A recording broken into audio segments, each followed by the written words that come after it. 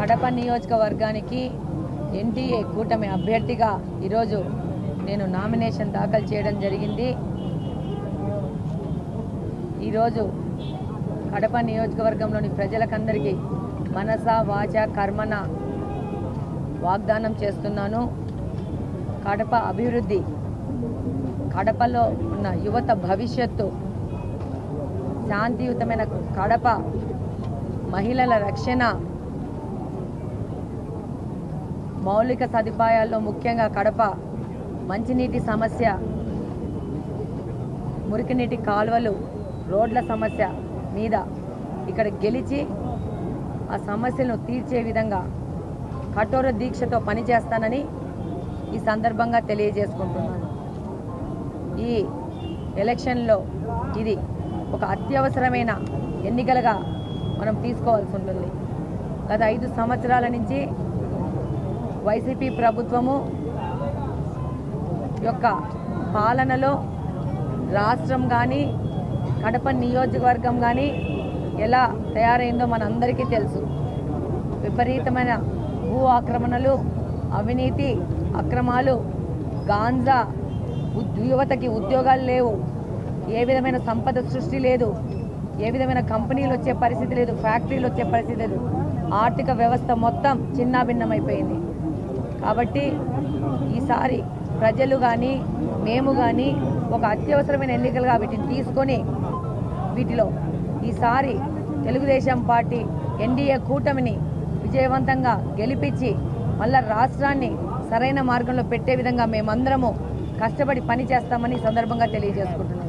తప్పకుండా కడప నియోజకవర్గంలో తెలుగుదేశం పార్టీ గెలుస్తుంది. ప్రభంజనంలాగా ఈ గెలుపుని మా ఎన్డీఏ కూటమికి నారా చంద్రబాబు నాయుడు గారికి ఒక బహుమతిగా ఇచ్చి ఆ తర్వాత కడప నియోజకవర్గం అభివృద్ధిలో మా తెలుగుదేశం పార్టీ కుటుంబ సభ్యులందరూ కఠోర దీక్షతో పనిచేస్తారని ఈ సందర్భంగా తెలియజేసుకుంటున్నాను. నమస్కారం. ఈ యొక్క మా ప్రయాణంలో జనసేన, భారతీయ జనతా పార్టీ, తెలుగుదేశం పార్టీ అందరము ఏకమై ఇంకా బలవంతులమై ప్రయాణం చేసి కడప నియోజకవర్గాన్ని ఒక అభివృద్ధి పదంలో తీసుకుపోయే విధంగా మేము పనిచేస్తామని ఈ సందర్భంగా తెలియజేస్తున్నాం. వాగ్దానం కూడా చేస్తున్నాం. నేను వాళ్ళలాగా భూదందాలు చేశానా, పంచాయతీలు చేశానా, ల్యాండ్ మాఫియా చేశానా, ఇసుక మాఫియా చేశానా, గాంజా స్మగ్లింగ్ చేశానా? నేనేమి చేయలేదు కాబట్టి, మ్యాటర్ లేదు కాబట్టి వాళ్ళకు మాట్లాడడానికి ఇలాంటి పిచ్చి కూతలు కూస్తూ ఉంటారు. ఈ మాటలకి మనము స్పందించాల్సిన అవసరం లేదు. ప్రజలకందరికీ తెలుసు ఈరోజు వైసీపీ ప్రభుత్వం కానీ, ఇక్కడ గెలిచిన నాయకుడు కానీ, వాళ్ళలో ఉన్న వైసీపీ పార్టీలో ఉన్న వాళ్ళు కానీ ఏ విధంగా ఈ యొక్క కడప మీద అరాచకం సృష్టించారో ఈరోజు వాళ్ళని ప్రశ్నిస్తుంటే నా గురించి మాట్లాడడానికి ఏమీ లేక మాట్లాడుతున్నాను. డెఫినెట్గా తప్పు చేస్తే గట్టిగానే ప్రశ్నిస్తాను, గట్టిగానే పోరాడుతాను. Get ready. ఈ ఫైట్కి వాళ్ళని కూడా రెడీగా ఉండమంటున్నాను. ప్రశ్నించేది వాళ్ళనే, తప్పులు చేసేది వాళ్ళనే. సమాధానాలు ఇవ్వాల్సిన వాళ్ళు వైసీపీ పార్టీ వాళ్ళే. ఎవరెవరు భూ ఆక్రమణలు దందాలు చేశారో ఈసారి ప్రభుత్వం మారడం ఖాయం. మీ మీద సరైన చర్యలు తీసుకోవడం కూడా ఖాయం. స్థానికంగా మీకు బలం లేదని బయట ప్రాంతాల నుంచి మనుషులు తీసుకుంటున్నారు. స్థానికంగా వాళ్ళకి బలమే లేదు, నాయకులు లేరు, కార్యకర్తలు లేరు, వాళ్ళ సీనియర్ నాయకులు బలం లేకపోతే ఇక్కడ అందరూ నాయకులు ఉన్నారు.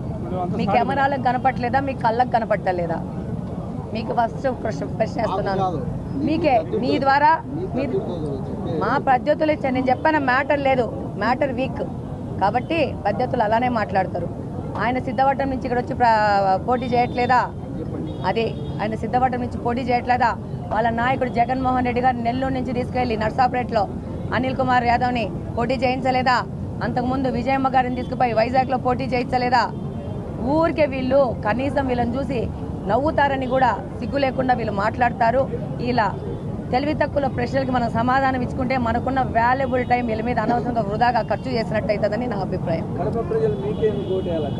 కడప ప్రజలు అభివృద్ధిని కాంక్షిస్తున్నారు. కడప ప్రజలు అవినీతిని తిరస్కరిస్తున్నారు. కడప ప్రజలు అక్రమాలని తిరస్కరిస్తున్నారు. కడప ప్రజలు భూదందాలను ఖండిస్తున్నారు.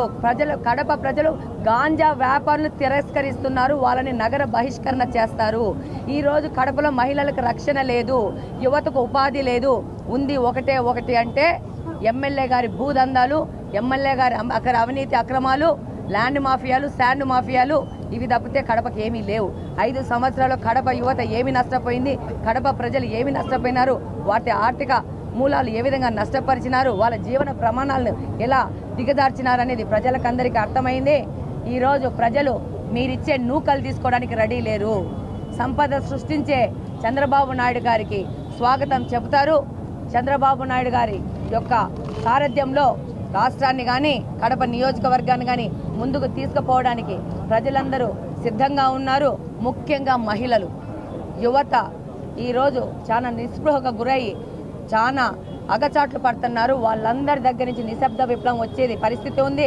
ఆల్రెడీ అంజద్ బాషా గారికి, ఇక్కడున్న గెలిచిన ఎమ్మెల్యే గారికి ఓటమి ఖాయమైపోయింది. అందుకే ఈ అవాకులు చవాకులు, ఈ ప్రేలాడపలు వాళ్ళ పని చూసుకోకుండా పొద్దునకు నా వెనక కెమెరాలు పెట్టి నా టీంలలో వాళ్ళ బ్లాక్ షీపులు పెట్టి వాళ్ళు ప్రచారాలు చేస్తున్నారు. ఈరోజు వాళ్ళ ప్రచార మార్గాలు మీరు గమనిస్తే, మేము పాట రిలీజ్ చేస్తే నా వీడియోకి సేమ్ టు సేమ్ క్యాపిక్యాట్ అంతే, ఏమీ లేదు. నేను టీ బంకులకు పోతే నా వెనక టీ బంకులు. 5 ఏళ్ల నుంచి నీకు టీ బంకులు లేవా? తిరగడానికి నియోజకవర్గం లేదా? ప్రశ్నిస్తున్నాను. 5 సంవత్సరాల నుంచి ఏం చేస్తున్నావు? ప్రజల దగ్గరికి ఎందుకు పోలా? ఈరోజు మాధవిరెడ్డి వచ్చిందని చెప్పా టీ బంకులకు పోతున్నావు, మాధవిరెడ్డి పోతుందని చెప్పా గడప పోతున్నావు. నిన్న ఎర్రముక్కపల్లిలో 50 మంది మహిళలు ఆయన్ని తిరస్కరించినారు లేదా? సమాధానం ఆయన చెప్పమనండి. మహిళలు ప్రశ్నిస్తున్నారు. 1,10,000 మేము ఇచ్చినామంటే 3,90,000 మావి ఎవరిస్తారని అడుగుతున్నారు. ప్రజల్లో మార్పు వచ్చింది. మహిళలు చాలా తెలివిగా ఆలోచించే మొదలు పెట్టారు. నువ్వు ఇచ్చిందేది, నీ మాటలేంటి, నీ అబద్ధాలేంటి ప్రజలకందరికీ తెలిసిపోయింది. వస్తుంది రేపు మే 13వ తేదీ ఎలక్షన్లో 2 బటన్లు నొక్కడం జరుగుతుంది. ఈ అవినీతి అక్రమార్కులందరినీ తరిమి కొట్టడం జరుగుతుంది.